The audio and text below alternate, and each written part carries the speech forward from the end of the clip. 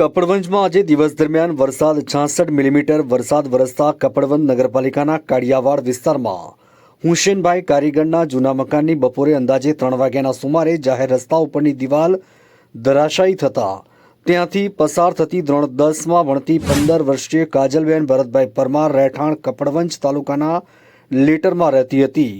આ યુવતી મામલતદાર કચેરીમાં કામકાજ અર્થે જતા કડિયાવાડ દિવાલ ધરાશાયી થતાં મૃત્યુ થતા સ્થળ ઉપર મામલતદાર કચેરી તેમજ નગરપાલિકાનો સ્ટાફ ઘટના સ્થળે પહોંચીને યોગ્ય તપાસ હાથ ધરી હતી।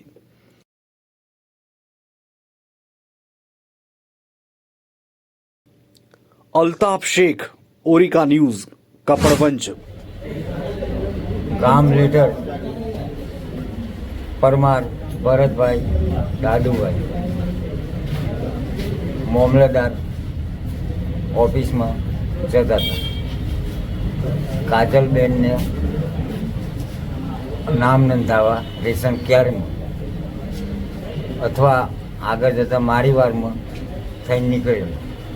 ત્યાં જતાં દિવાલ પડી 3 જણાને વાગી।